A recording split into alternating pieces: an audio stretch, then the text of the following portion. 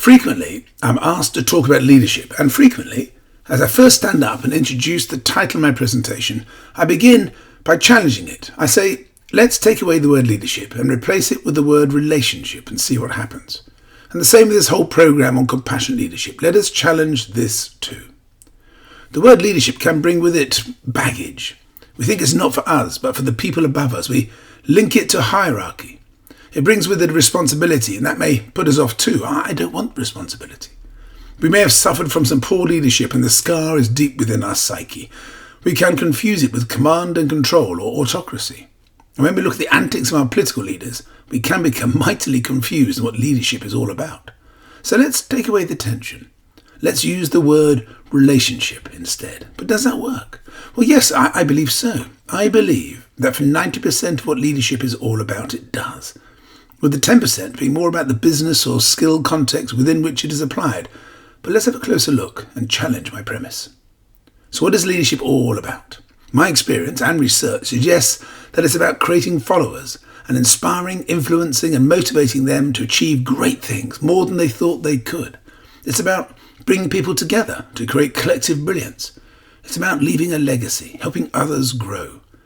Compassionate leaders focus on securing commitment through self-worth. One model, we'll look at later in the program, suggests leadership is focused in a number of areas, including supporting the team, facilitating ideas, and in making decisions.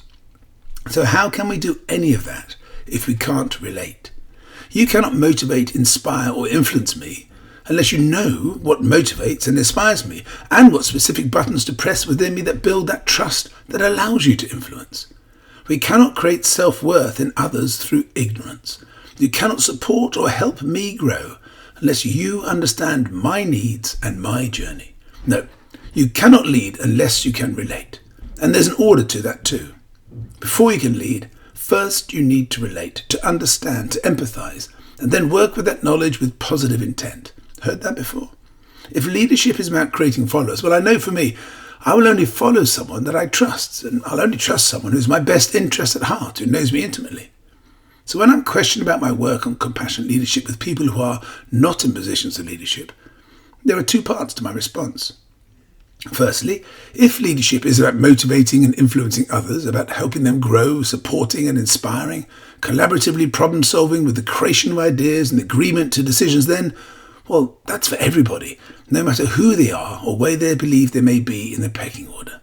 Secondly, I also believe that the words leadership and relationship can be interchanged throughout this program and in all of my work. The motivational and influential aspects of both are the same. Relating is most definitely for everybody. So, if you are in a position of leadership, then all that I share in the coming program can be used in your leadership journey too. If you don't see yourself as a leader, but you do operate within a team or across teams, then as a committed and compassionate team member, you have responsibility to help all to do what is right, to be a great team, to inspire, motivate and influence your colleagues. So these lessons are equally applicable to you too. And if you work alone in absolute isolation, well then apply these lessons to your own personal journey in life. Tap into your self-motivation, your self-worth. Become the best you that you can be.